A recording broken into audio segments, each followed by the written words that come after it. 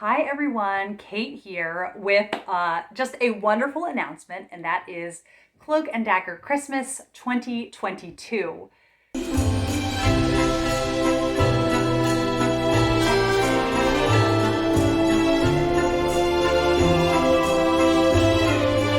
Now, if you don't know what Cloak and Dagger Christmas is, it is a month-long read-along going in December, where we celebrate mysteries and Christmas.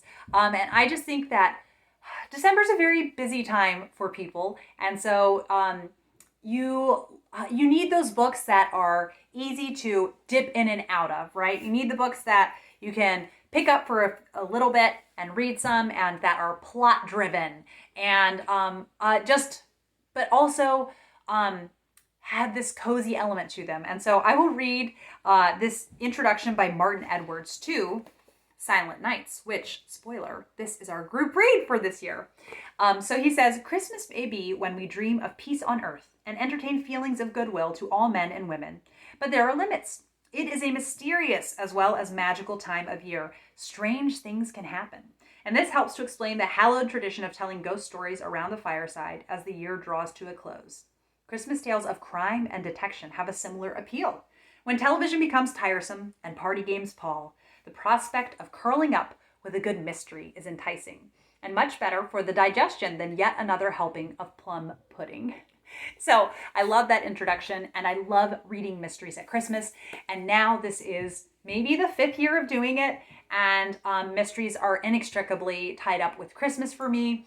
And I think that also watching cozy mysteries at Christmas time is really fun. I am excited to tell you all about it, and I am joined by 4 lovely co-hosts: Carolyn from Carolyn's Reading Rambles, Janelle from Too Fond of Books, Mel from Melanie Martin, and then Kate from the novel Nomad. And we were inspired this year by the 12 days of Christmas. So we have 12 prompts, but do not panic because one, prompts are completely optional. If you read one mystery over the course of the month, if you read one mysterious short story, then you have successfully participated in Cloak and Dagger Christmas. But on top of that, only 6 are reading prompts and 6 are activity prompts, because we wanted this to be very cozy and festive, and you can double dip if you want to. Also, if it appeals to you, we have 3 levels. So if you complete 4 prompts, then you have amateur investigator level that you have achieved. If you complete 8 prompts, then you have police inspector level that you have achieved. And if you complete all 12 prompts, then you have achieved the Sherlock Holmes level. So I'm really stumbling over my words today, but I hope that you enjoy these. And so the first prompt for Partridge in a Pear Tree is an alliterative title. Any kind of mystery title that has an alliterative one, and particularly the cozies, it's pretty easy to find those. Number 2 is Two Turtle Doves, a buddy read. So any book you buddy read in the month, it doesn't even have to be a mystery, counts for the Two Turtle Doves prompt. Then number 3, French Hens, translated work or set in a different country. Number 4 is Calling for Calling Birds, read in nature or go for a walk. 5 gold rings, foil on the cover. I find that at Christmas time especially, there's foil on a lot more book covers, which I do love.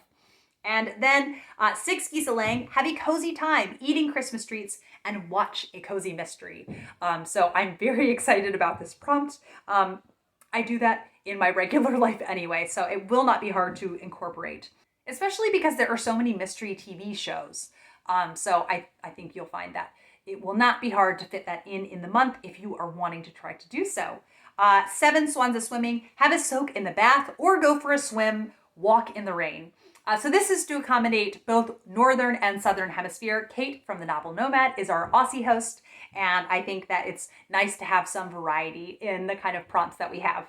Number 8, then, in honor of Kate, we have 8 Dingoes Dancing, which is a wild card read. Just pick any book that you want, and that is good for your TBR.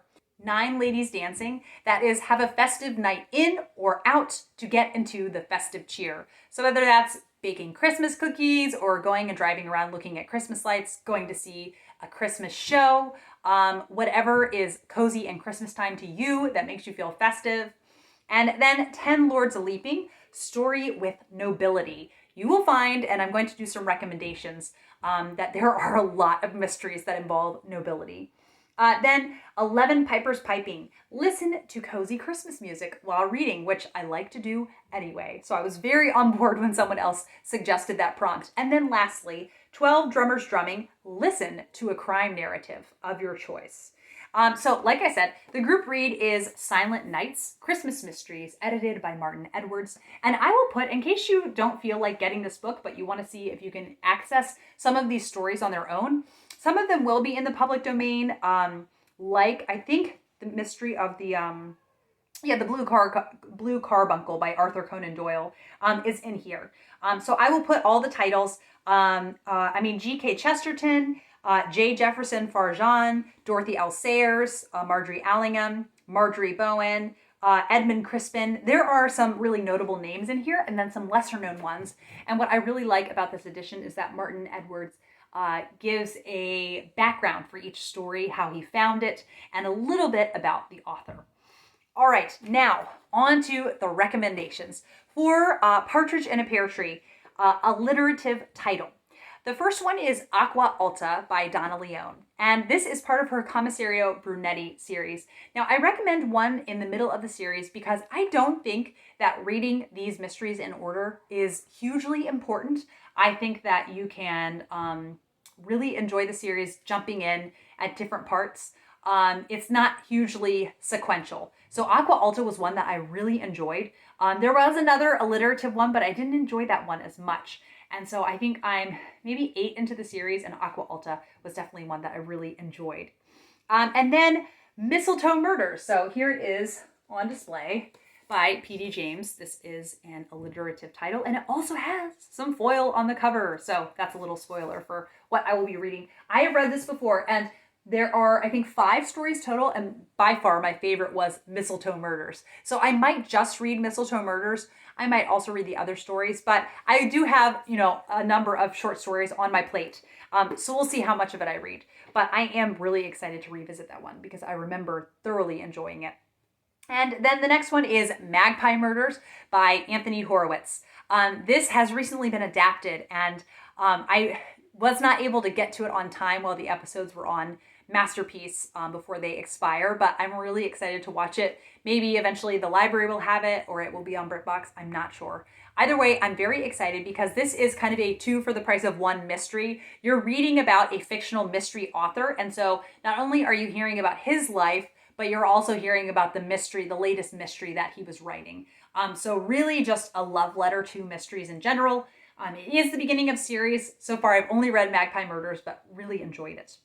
And then the next alliterative title is From Dune with Death by Ruth Rendell. Ruth Rendell is an author that isn't spoken about as much on BookTube, and I just love her so much. I think that plenty of mystery readers, if they gave her a chance, would really enjoy her. And this is about someone whose body is found, and it's signed From Dune with Death. There's a note that's right by their body. And so Inspector Wexford, who is our main inspector, and then his assistant, Mike Burden, they have to figure out exactly what happened. And then lastly, The Mitford Murders by Jessica Fellows. This is the first in a historical mystery series that features the Mitford sisters, the iconic family. And it is such a page turner. I love the pacing of this. It's just perfect, my ideal kind of historical mystery. So I hope that others out there might enjoy it.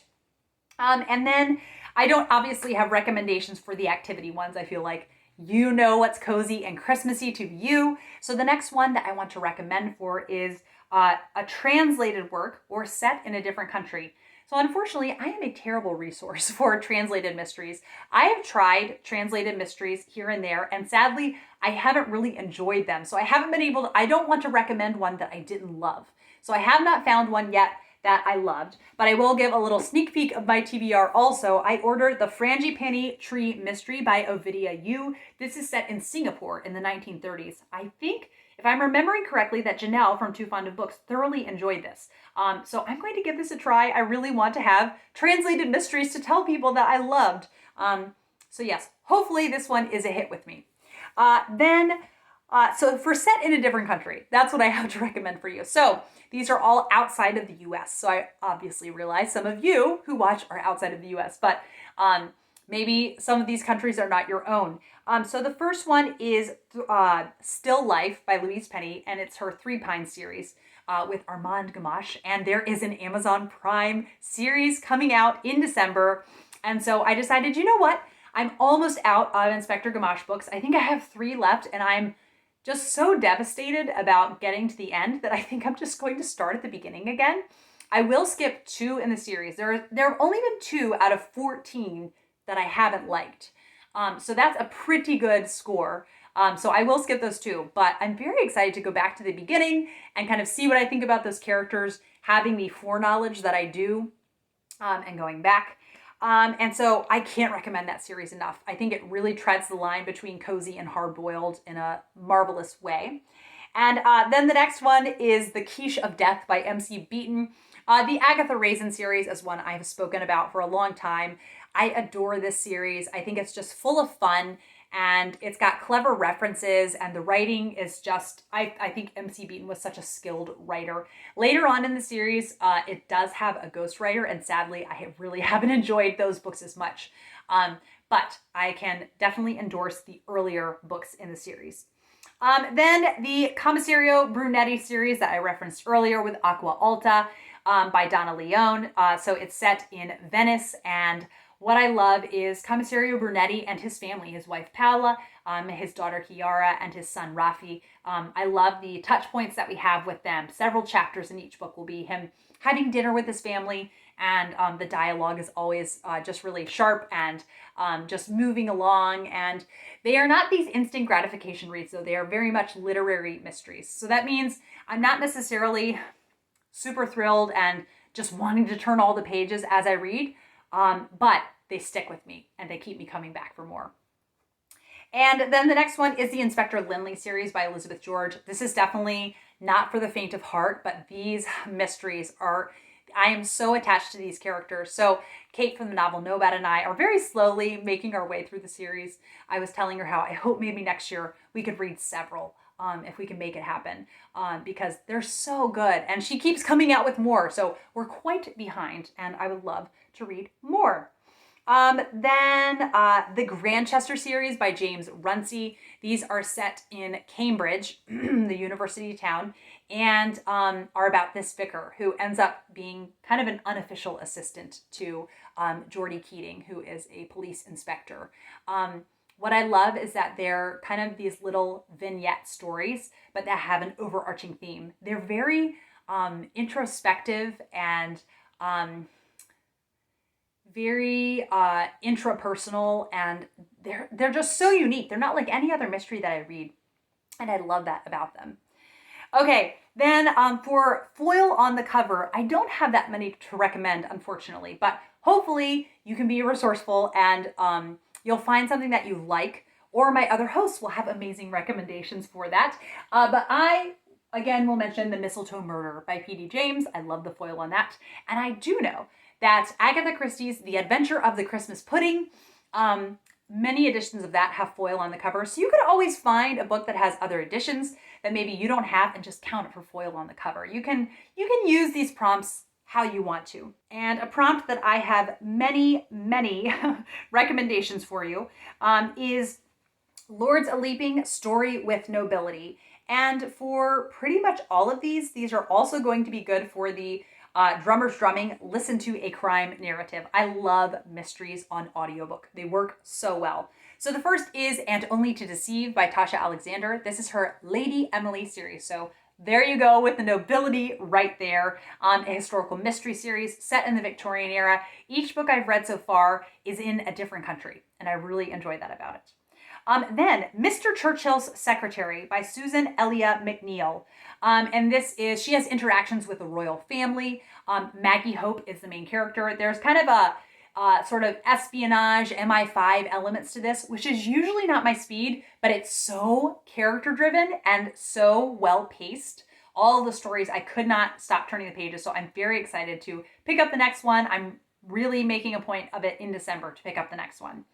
And then A Morbid Taste for Bones by Ellis Peters. This also, he's living in medieval England, so there's definitely going to be some nobility that he interacts with in each story. And I have to say, for the drummer's drumming prompt, listening to a crime narrative, the Patrick Tull narrations of these books are unparalleled. So I cannot recommend those enough. They are excellent. The next one is Strong Poison by Dorothy Sayers. This is the only Lord Peter Wimsey mystery that I have loved. And I hate to say that because I know that on BookTube, the Lord Peter mysteries are very loved, and I'm happy that others love them. So I did love Strong Poison, and I can wholeheartedly recommend that one to you. And then the next one is Why Didn't They Ask Evans? This is one that I read earlier this year, and it might just be my favorite Agatha Christie now. I think it's because it's not purely a mystery. There's some romance going on, and it's just got this real spirit of fun about it, and I love that. Then the Lady Darby series by Annalee Huber. These are set it's like in between the Regency and Victorian era in Scotland. And these are a little bit on the more violent side. So you do have to kind of know your threshold. And it's just, I have loved these. I love the intensity and the darkness of them. So when I'm in the mood for something like that, these are absolutely perfect. Then the Her Royal Spyness series by Rhys Bowen. I adore this series so much. I love it. Georgiana, or Georgie as she's called, has title but no money, and they feel very much like Bright Young Things, that kind of atmosphere. And wherever Georgie goes, somehow a murder happens, and so she has to investigate them and figure out who done it. So I love that cozy mystery series. So I hope maybe in those recommendations there could be something that you enjoyed. Like I said, the prompts are completely optional. Please let me know if you are planning in participating and what you are hoping to read. I know that there are a few booktubers who will also be putting up TBR, so I cannot wait to see those. And I cannot wait to watch my other co-host videos, or I know a couple might just be hosting on Instagram. So I will link Instagrams down below as well. Thank you as always for watching, and I will be back with another video soon. Bye.